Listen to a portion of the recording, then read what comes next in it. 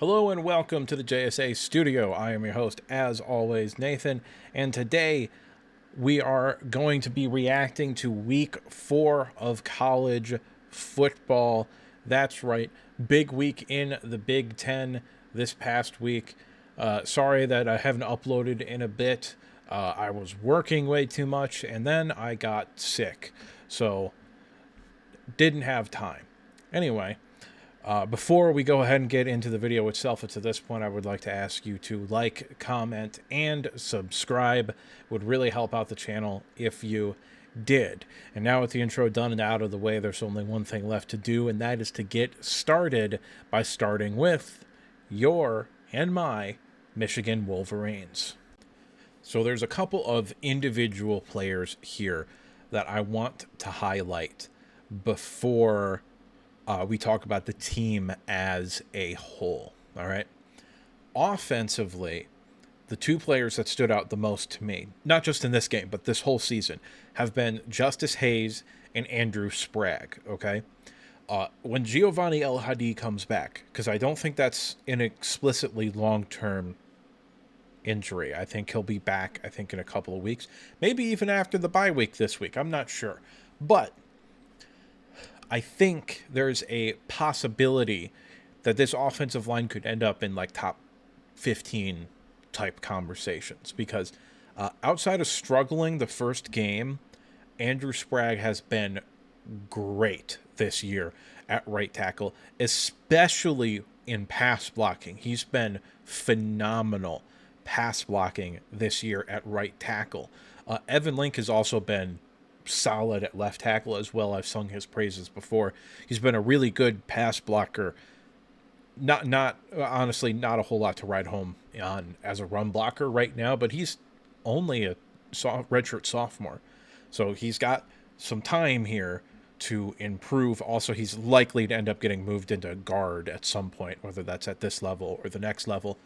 Either way, don't need to get into that here. Andrew Sprague has been great this year. Greg Crippen had a really good game here this week as well. Also, Afobe has been solid in his replacement at left guard, and Guerrera at right guard. I think specifically run blocking. He's kind of the inverse Brady Norton. Brady Norton was a bad run blocker, but honestly a pretty good pass blocker. Guerrera, I think, is the opposite. Guerrera's been a pretty good run blocker, but honestly not a very good pass blocker. I think you can do better than both of them, but I'm not sure there is a player on the roster right now that is better than either of them. And Norton did win that battle out of camp. I imagine if he gets healthy, he probably goes back to right guard. And he's a big-time athlete, too, so he's also learning not only a new position at guard, because he played left tackle, but also a new side of the offensive line, so his footwork and everything is the opposite side now. So I'm a little bit more patient with Norton than I think most people have been with him. But this just spiraled into offensive line talk, and that's not particularly what I wanted to do, but it doesn't matter all that much. Anyway, Andrew Sprague's been phenomenal. Justice Hayes has been a top 5 running back in football. He's, I think, head and shoulders the best running back in the Big Ten. I know Jonah Coleman's very good at Washington. Okay, I know that they've got this kid at Ohio State who's a true freshman, but he's a true freshman. We don't really know. All right. Nevertheless, very, very talented. He's, I think, top 10 in rushing yards for the whole season. He's at 100 yards in every game. Big explosive runs all the time. He's working his way into the early day 2 conversation as a running back. So, yeah, I think he's been great this year. Jordan Marshall also really struggled the first 2 games of the season, but much better these past 2 games as well. Specifically this game, I thought he did really, really good. Also, shout out to both of them, but specifically Jordan Marshall for pass blocking. I think he's done a good job pass blocking as well this year. Moving on to the defensive side of the ball here, Derek Moore had a phenomenal game this past week. I believe he had 2 sacks. I think he was credited with 2 sacks. It might have been 1.5. I'm not positive, but I was waiting for him to break out and to have this moment, and he did this game. Hopefully, this is a sign of things to come and not just a one-game aberration. Because he is someone that I think has all the physical tools and the talent to be a high level football player in the NFL. But right now, he hasn't been able to put it all together for whatever reason. Either way, I do think he has the opportunity to be a high draft pick. Trey Pierce, though, has been a revelation this year. He has been great in the run game and has been an athletic and really solid pass rusher as well for a guy that's likely going to be a nose tackle going forward. He's kind of playing both right now, but likely in the future is going to be more focused on as a nose tackle. Outside of him, Jaden Sanders has been unbelievable at corner. I get that Shamari Earls was hurt and missed the first 2 games, I believe, and then I think he was questionable against Central Michigan. I don't know if he played. But he played this week. He got some snaps in there. He got, I don't know, 10, 11 snaps, something like that. But he didn't look very good, but you can tell he belongs on the field. You know that that's a big-time talent at the cornerback position. However, Jaden Sanders is head and shoulders better than him right now, which is phenomenal. Shamari Owens was a borderline 5-star guy. I believe he was a 5-star on Rivals rankings last year. For whatever reasons, very recently, Rivals has really liked Michigan's players more than a lot of the other recruiting services. So I'm going to be referencing Rivals as the best source for your high school recruiting needs in the future, obviously. But yeah, outside of them, Dominic Nichols, I think, is very slowly stepping into oh yeah, this is going to be a guy going forward. Jair Hill, I actually thought, after really kind of struggling the first couple of games here and being inconsistent, I think had a really solid game this week as well. So that is good to see. Obviously, he had the one play where he jumped in front of the wide receiver, bounced up into the air, and Cole Sullivan ended up getting the interception. Cole Sullivan, I'm also happy to see him get on the field more with Jayshawn Barham moving full-time to edge, which was something, that was a weird arc, by the way.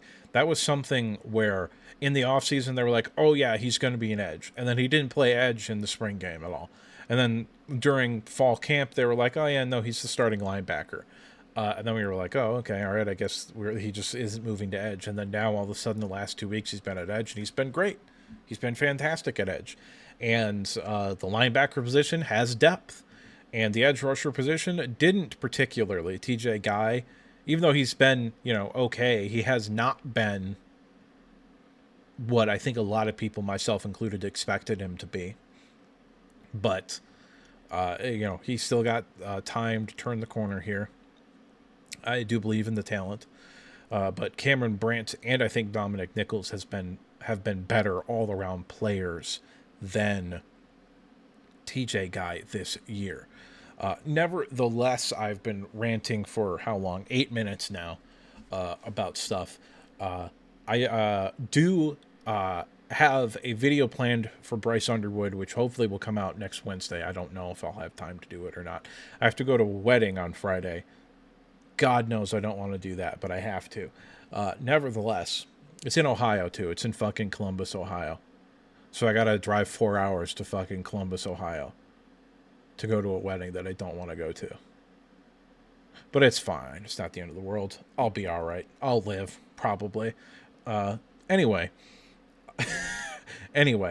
I do have a video for Bryce Underwood planned. I'm going to break down some of the film, and I'm going to be a little bit harsher on him than I think a lot of people have been, because I get that there have been a lot of drops. There have been a lot of drops.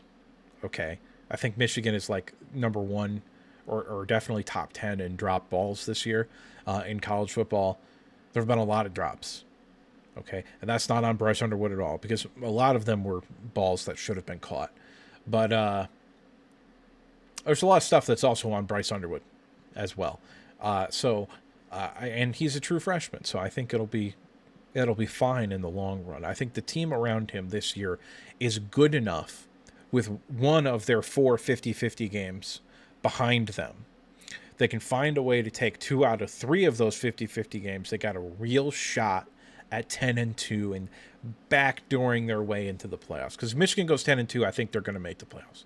I do. I really do. I think there's basically no chance that they get left out unless there's some real shenanigan-y type stuff going on with the SEC, where like it all just kind of works out, where like Alabama's 10-2 and Georgia's 10-2 and Texas A&M is 10-2 and Missouri is 10-2, and then it's like Georgia and Ole Miss in the championship game or some shit, and Tennessee is 10-2, which is I don't know if all of that is mathematically possible or not. I'm just listing shit out. So unless there's some weird shenanigans type shit going on with the SEC, 10-2 Michigan is making the playoffs. So yeah, I do believe in their ability to do so. Their 3 remaining 50-50 games, by the way, are USC on the road. If it was at home, I would not probably say that's a 50-50 game, but it's on the road. And USC, at least last year, was a very different team at home than they were on the road. Now, all things considered, again, that's a game that Michigan absolutely could win. It's a 50-50 game there. Then I have Washington marked as a 50-50 game, which I'm just high on Washington. I really like Washington. They're going to be able to score. Michigan still has a lot of question marks in the secondary, given its youth and propensity for a specific player to jump on double moves. Okay? But all things considered, I would still have Washington as a 50-50 game. And then Michigan State would be the other 50-50 game because, A, much improved, much improved from last year. And then B, it's a rivalry game and you just never know. Those are the 3 50-50 games. I think Michigan is either going to be very clearly not favored or very clearly favored in the rest of their games. So, yeah, I believe in the schedule. I think there is a clear pathway to 10-2. Potentially, with what happens, with Ohio State, maybe 11-1. But you'll never see me predicting Michigan to beat Ohio State, especially not when I'm in Ohio for my fucking wedding this week. Anyway, well, it's not my wedding. I don't know why I said my wedding. It's my cousin's wedding. Anyway, final point that I want to talk about here before we move on to the rest of the Big Ten at large here. The coaching mistakes and game management in this game were atrocious, okay? And I don't really know what this team is going to do because they weren't great with Sharon Moore to begin with. And they were bad this week. They were really bad. Michigan effectively gifted Nebraska 14 points. This should have been a blowout. This should have been an ass whooping. Okay, Michigan left a touchdown on the field with the trick play that didn't go in. Okay. But also, they gifted Nebraska 7 points at halftime with the Hail Mary.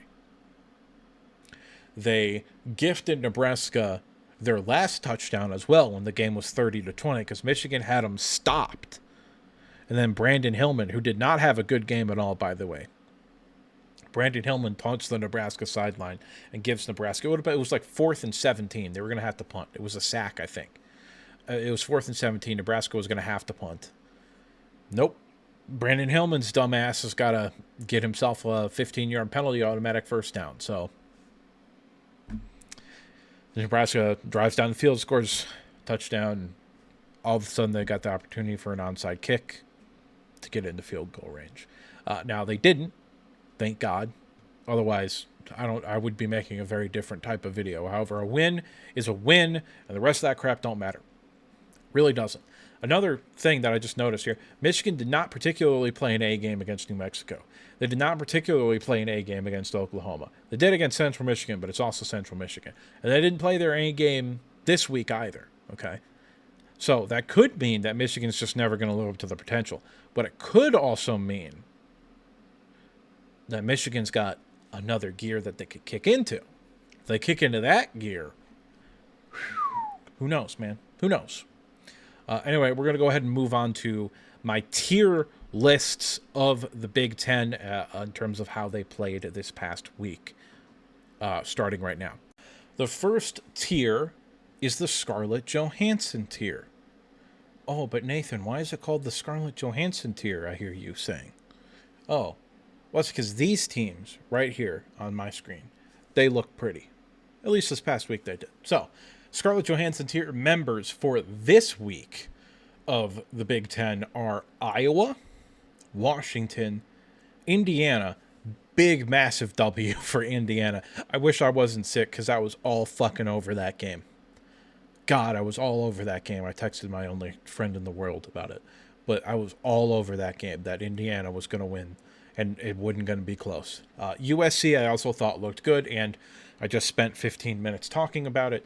Michigan also, I thought, looked good. They could have looked even better as well if they had converted that touchdown instead of a field goal. It would have been 34 to 20, 7. And then if they didn't give up those 14 bullshit points, it would have been 13 to 34. It's a blowout. Michigan's in the top 15 ranked. Nevertheless, it's not the way it went. Either way, still looked pretty. Scarlett Johansson tier, pretty. Anyway, to hone in on Indiana here real quick, Kurt Cignetti's the fucking dude. He's the man, okay? I don't actually know what Indiana's schedule is. I could look that up here, but they got a chance, man. They got a chance, a real honest-to-God chance. They're going to play Oregon here in a couple of weeks. That'll be a big game for them. Iowa, oh, God, I don't know how I'm going to pick that. I don't know how I'm going to pick that game. I'll have to think about that game. But then they got a bye week to prepare for Oregon. Moving on to Michigan State, who I love Michigan State. I love Jonathan Smith. Next year, they're going to be real good. This year, I think they still probably lose to Indiana. UCLA, Maryland. I love Maryland. I love Mike Locksley. I love the true freshman quarterback, Malik Washington. Is that his name? I think it's Malik Washington. Love him as well. Indiana should win that game. Penn State hasn't been tested this year. I don't know if Penn State's like that. Like I think Indiana is like that. And then Purdue and Wisconsin, I get that that's a rivalry game. I get that Barry Odom has Purdue at least respectable from a coaching perspective. They'll probably be able to score points. Indiana is in a different tier. That's a different level of program right now from Purdue. So I think they got a real chance. Worst case scenario at 10-2. If you lose to Oregon and Penn State, you should be able to handle the rest of that schedule. And if you go 10-2, man, they might be in the playoffs. They might even be ranked ahead of Michigan. I don't know. But that's a real football team. All right. Washington's got Ohio State this week, going to Michigan a couple of weeks after that. I think Washington, a sneaky matchup for Ohio State. I'll talk about that in the preview that's going to come out on Friday. But that's a sneaky matchup for Ohio State. If Ohio State isn't what we all think they are, this could be a game where you're looking at it and you're going, ooh, and it's a close game in the fourth quarter and you're kind of sweating and you're like, what's going on here? Could be a game like that. USC still don't really know, but they're going to score points, and they're going to be able to score points on anybody. I think that's pretty much proven here. Michigan State doesn't have the best defense. They haven't played, I don't think, a top 50 defense in football this year, but they're probably going to be able to move the ball and score against just about anybody. So, yeah, this is a good group of teams here. Moving on now to my next tier, which is the treading water team. And, of course, the teams in the treading water tier this week are Maryland, Nebraska, Oregon, and Michigan State. Maryland and Oregon ended up in this tier because they won games. Maryland beat Wisconsin, okay? Oregon beat, who did they play? They played Oregon State. They beat Oregon State, okay? But Oregon didn't win in such a tremendous way that I'm like, oh yeah, that's a big time game where they look fantastic. I mean, I love Oregon. I think they're great. They might be the best team in the Big Ten this year, okay? We'll get to that later. But they didn't win in such a way that my opinion of them have changed suddenly. Like Maryland, I still think is going to have a hard time getting to a bowl game. I mean, I think a couple of these games are maybe a little bit more winnable than I originally thought. Washington, that could end up being a shootout. I'd pick Washington in that game. Nebraska could end up being a more difficult game than for Nebraska than previously thought, but I'd still pick Nebraska in that game. UCLA, you're on the road, okay? But you still probably should win that game, so that's win 5. Indiana, Rutgers, 50-50 game. Illinois, I get that they just got thrashed, but I still believe in Illinois. I still believe in Brett Bielema as a head coach. I still like Illinois as a football team. I think they've got Maryland has a chance, but I don't think they got a good chance. I'd pick Illinois. Against Michigan, I'd pick Michigan. And Michigan State, again, that's a fringe 50-50 game, but I'm tilting more Michigan State. So it might come down to Rutgers for that, but Rutgers can score. That's a quality football team. All right. Nevertheless, the other two teams that are treading water are Nebraska and Michigan State. And that's because they played well in games where they lost. Okay. So I'm not going to dock you for losing to a team that's better than you are. Okay. Unless you do it like absolutely embarrassing fashion, which these two teams did not. Nebraska kept it close. Okay. Michigan, again, gifted them 14 points, but that doesn't matter. They scored the points still. So it is what it is.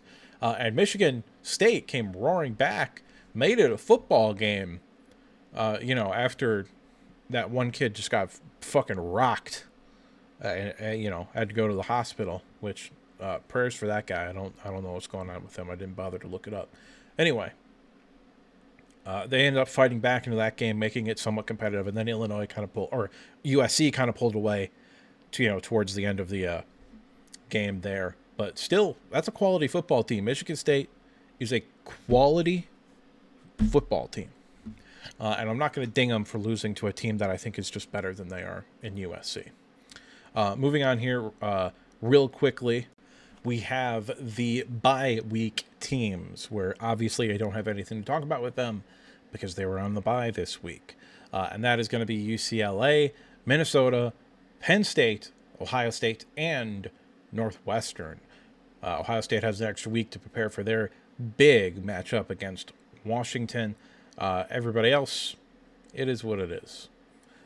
Anyway, next we're going to go ahead and move on to the teams that did not play well this week. Just did not play well. And the three teams that I have in the ass tier, because they played like ass this week, are Illinois, Rutgers, and Purdue. I mean, Purdue gave up 70 points to Notre Dame, I think it was. I think it ended up being 70 points. Rutgers, I'll save for a minute. And then obviously Illinois gave up 100 points to Indiana as well. I think it was 63 in reality, but it doesn't matter. Got their asses absolutely whooped. They're, I think, ranked 11 before this week. It's just brutal. Just a brutal ass beating. It's kind of crazy to think about. But both of those teams gave up a ton of points. Purdue's offense actually looked way better than Illinois' offense. So, yeah. Anyway, Rutgers, I've got the most to talk about here, because Rutgers was in that game, man, until they weren't. I think they scored all 28 of their points in the first half. And then they just disappeared. I thought Rutgers was going to win that game. I was watching that game. I thought Rutgers was going to win that game. And then they didn't. I don't know, man. I don't know. That one might come back to haunt Rutgers. Again, I don't really know what their schedule is. I can look it up here. I got my tabs open. Minnesota, they could beat Minnesota. Probably not going to beat Washington. Not going to beat Oregon. They could beat Purdue. Probably not going to beat Illinois. They could beat Rutgers. And they're not beating Ohio State or Penn State. So, one, two. If you squint real hard, you can get to 6 wins with Rutgers. Wow, they play all 3 of the top Big Ten teams. Wow. That's kind of sad. Brutal draw for Rutgers this year.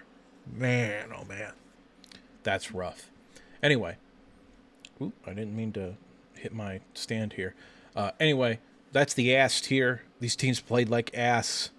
I don't have a whole lot to talk about with them. They played bad.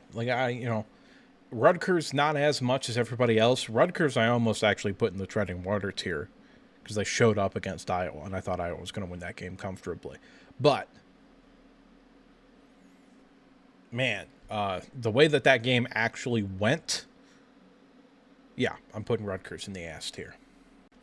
Now, as you may have noticed, I haven't actually talked about every team, and that's because the sole inhabitant of the super ass tier this week is Wisconsin. The super ass tier is for the teams that played so bad or have been so bad this year that I can't put them in the regular type of ass. They're super ass. They're horrible. And that's Wisconsin, okay? I hated that fucking move for Luke Fickell to begin with. He had no business going to Wisconsin. That was such an ass backwards decision by him because I believe it was already announced that Cincinnati was going to be joining the Big 12 when Luke Fickell was there. Why the fuck would you leave? Cincinnati hasn't been the same, but they've been better than Wisconsin, okay? I am not of the belief that he's going to survive. He's not going to survive this season. He's just not. Looking at Rutgers, looking at fucking Washington's schedule here. I don't even know if I can find it. Hold on. There we go. Looking at Wisconsin's schedule here. Good Lord. Michigan 2 weeks from now. Oh, they got a bye week too. That's kind of cool. Michigan should win that game. Iowa should win that game. Ohio State's going to win that game. Oregon should win that game. Washington probably should win that game. Indiana's going to win that game. Illinois should win that game. And then rivalry game with Minnesota. They might not win another fucking game this year. They might be staring down the barrel of 2-10. Wow. I mean, what Luke Fickell did at Cincinnati was genuinely outstanding, okay? Because Cincinnati was not like that before. Even when they had Brian Kelly there, they weren't like that, okay? And they ain't been like that since.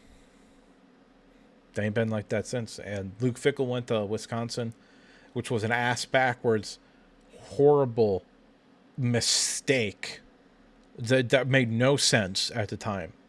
It makes even little sense now. Like, I couldn't even rationalize it when it happened, and I texted my friend Jared, my only friend in the whole wide world, and I was like, this is not going to end well for Luke Fickell. He's going to ruin his reputation as a coach by going there. And I was fucking right. I don't like to talk about me being right all the goddamn time, but especially this year, because I've gotten insanely lucky with my picks. I don't remember exactly, but I have like 5 losses the entire fucking year, and it's 4 weeks. Anyway, I don't normally talk about how good I am at doing this because I don't know, I don't like doing it. But I was fucking right about Luke Fickell going to Wisconsin. It made no sense. Wisconsin doesn't have the resources that Cincinnati does. It's not in a recruiting hub like Cincinnati is in Ohio. It's not, in terms of money, I think Cincinnati has a better NIL program than Wisconsin. I think they've definitely got more notable alumni. Definitely.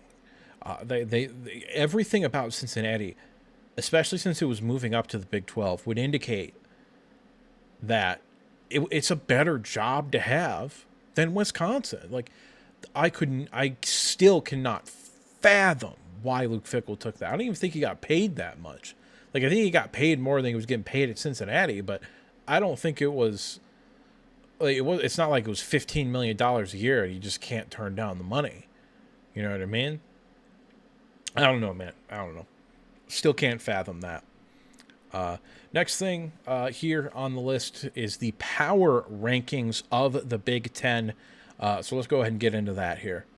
My inaugural power rankings for the Big Ten. It's going to be number 1, Oregon. Number 2, Ohio State. Number 3, Penn State. Number 4, Indiana, although Indiana is giving Penn State a run for their money. Okay. And then I think those 4 teams I think are up there at the top. Okay.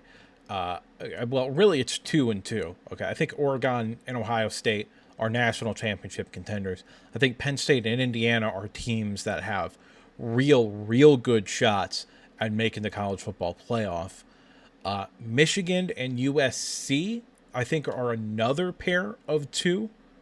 Now that I'm actually looking at it, this is set up pretty well in pairs of 2 here. I didn't do that on purpose, but Michigan and USC to me are fringe playoff contenders.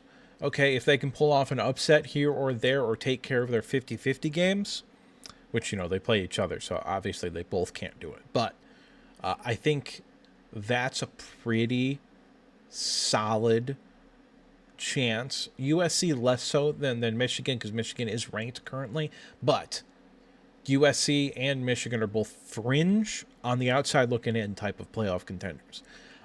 Nebraska and Illinois, I think, are 2 teams that are staring down the barrel of 9-3, maybe 10-2 if they get lucky, but probably not 10-2. 2 teams that could end the year getting ranked or being ranked, but maybe not. Maybe not. Washington and Michigan State, I think, are 2 teams that are vastly improved from last year and should make bowl games relatively comfortably. Those are like your 7 to 8 win teams as far as I'm concerned.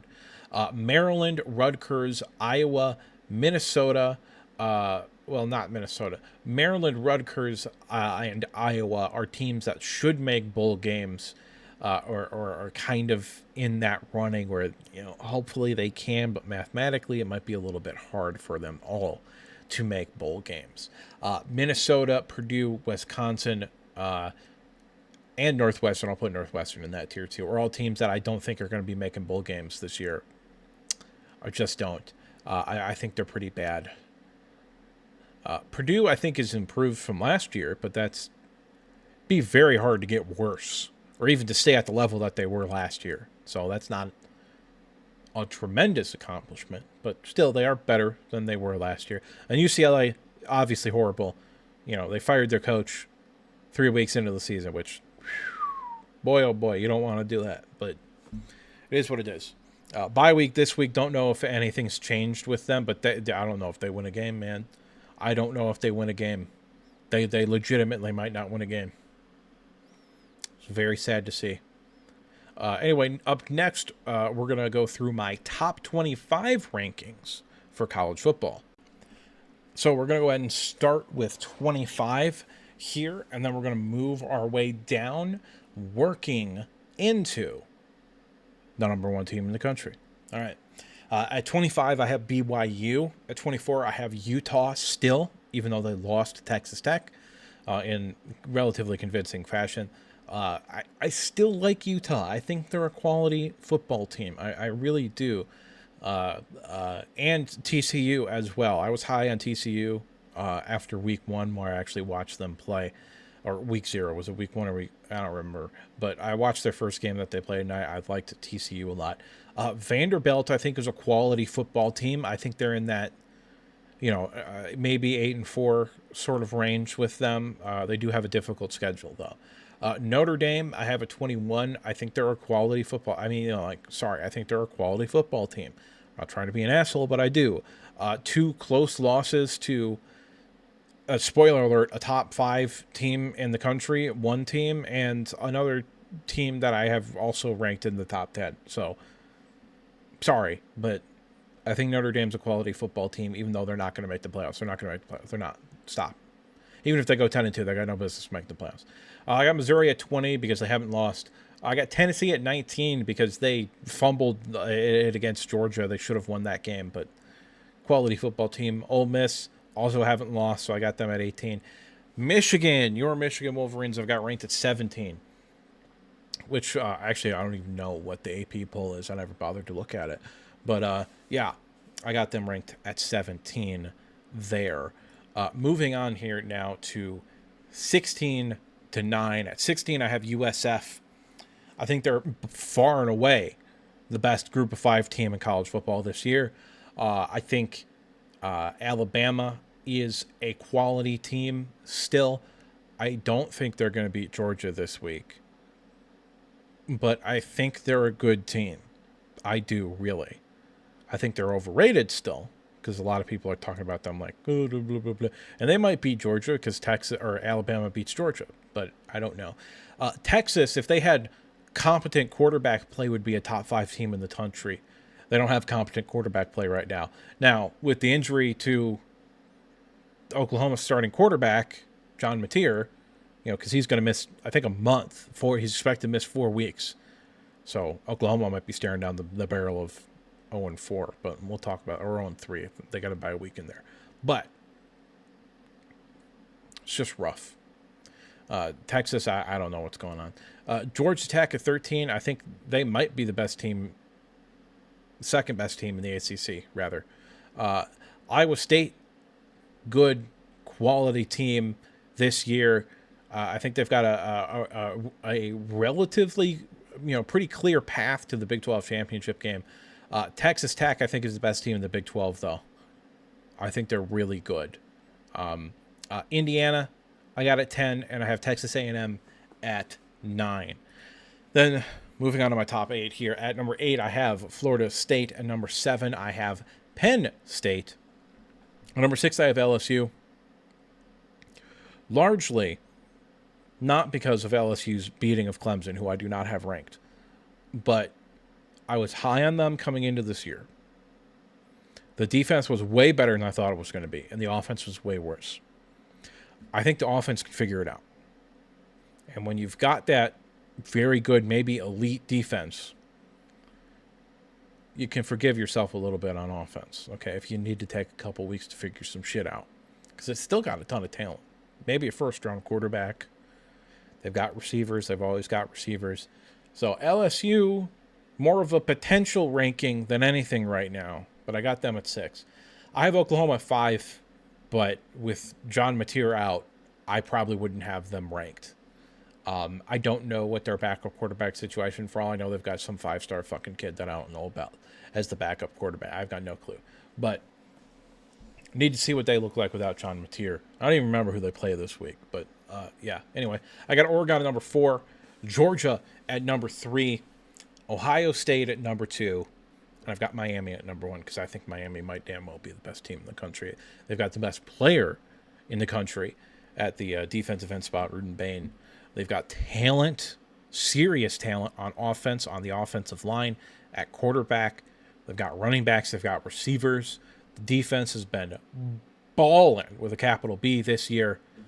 Big time, high quality teams this year is Miami. So that is all that I have for you today. So it's at this point I'd like to remind you to like the video if you liked it, subscribe if you want to see more content like this, and if you disagree with me at any point, or you just have something to say, go ahead and drop a comment down in the comment section below. And now with the outro done and out of the way, there's only one thing left to say, and that's that I'll see you next time.